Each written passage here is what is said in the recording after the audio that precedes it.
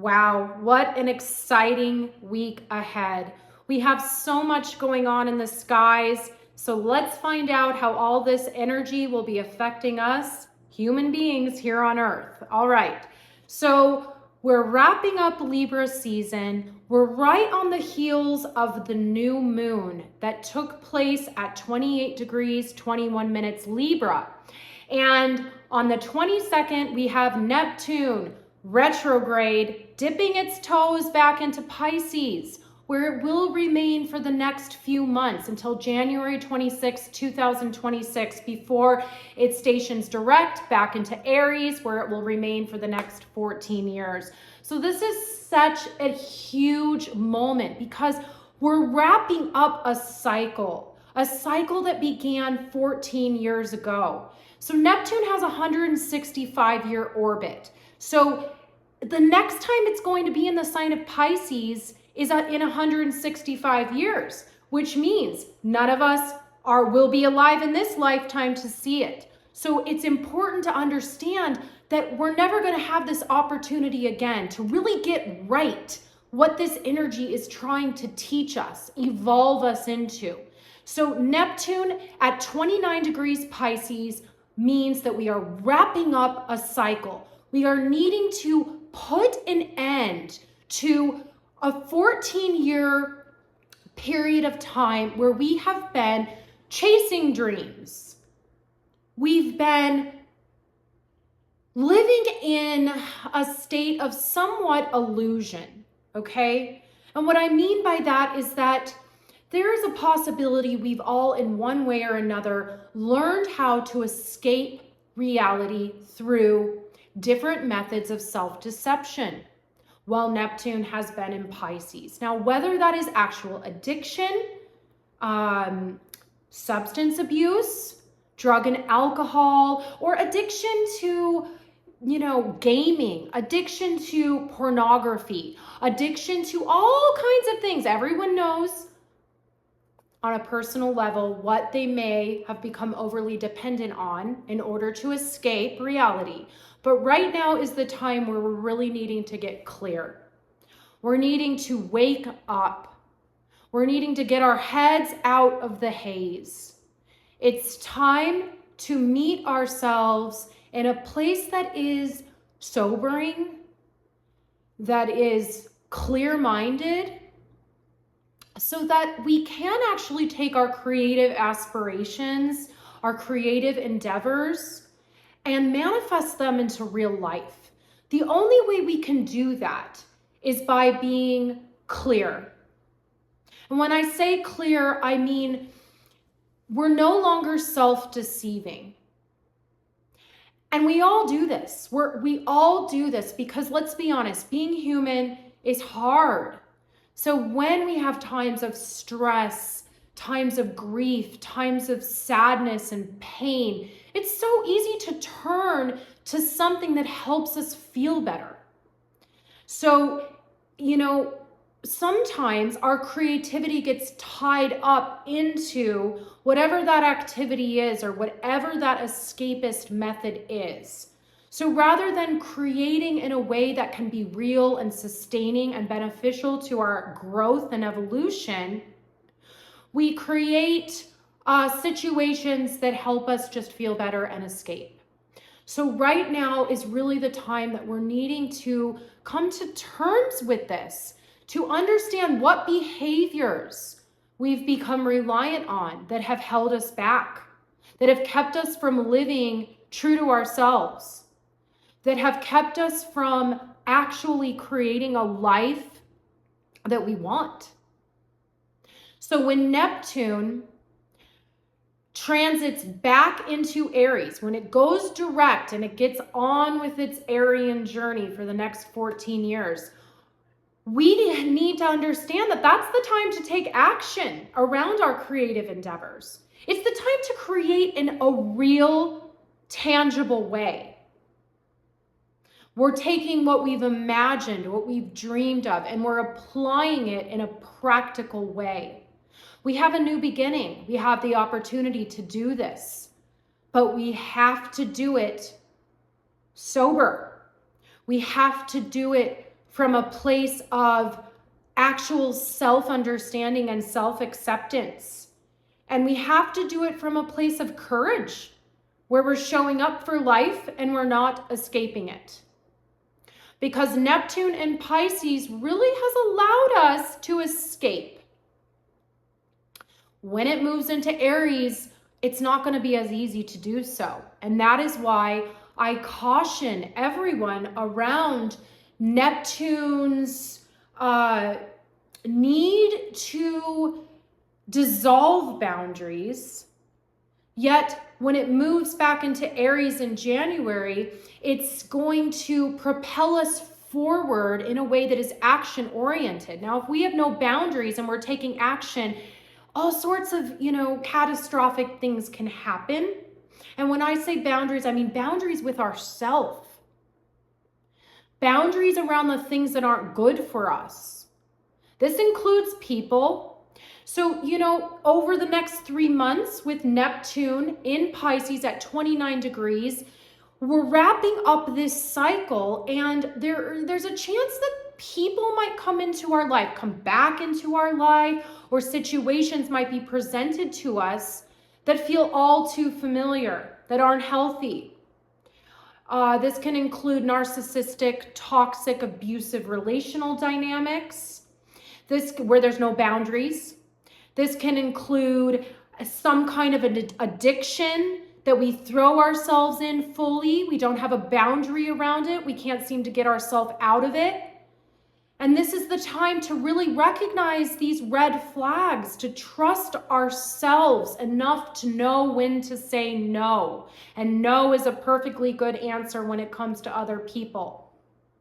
If we have to say no to maintain our inner peace, that's what we must do. So Neptune transiting back into Pisces on the 22nd is so huge, coming off the heels of the Libra new moon, because it is tying into our relationships and asking for us to become more clear around our boundaries, but also around how we find peace within ourselves, harmony, equality when interacting with others. Now, having said this, let's turn to the fact that the sun is moving into Scorpio on the 23rd. Now, it is joining the other two personal planets, Mars and Mercury, which have been transiting through Scorpio. So they're having kind of this scorpionic party there. So this energy is very probing. It wants us to seek truth, to really leave no stone unturned, to get to the bottom of anything that's been hidden. This can be an internal process of anything we've kind of hidden from ourselves, we've been too scared to face, that's been lost in the shadows, lost in the subconscious or unconscious mind. But this can also be about our relationships, how we merge and come together with another. If it's unhealthy and toxic and sick in some way, we have to get to the source and the bottom of what that means to us and how we resolve it. So does that mean that if we're in toxic, abusive relationships, it's time to wake up to the truth and to start learning boundaries for ourselves, to start treating ourselves better and saying no to someone else who treats us terribly or abuses us? So there's this element of needing to investigate. Get to the source. Uncover the truth of whatever it is that's stirring inside of you. Something's stirring. It will be for all of us. So it's important to also understand that we have an ongoing water grand trine right now with Mars, Mercury in Scorpio, Jupiter at 24 degrees Cancer, and Saturn at 26 degrees Pisces. These planets are all in the water element. meaning they're working together in a very supportive and encouraging way for us to get in touch with our emotions, to understand how we feel. Our emotions produce feelings. Our feelings alert us to what's wrong, what's right. So when we're open and receptive, because this energy is feminine, it's receptive. When we're open to feeling all of our feels, to getting in touch with our emotions, our intuition starts to guide us. And this is a very, very powerful time for awakening and tapping into our intuition.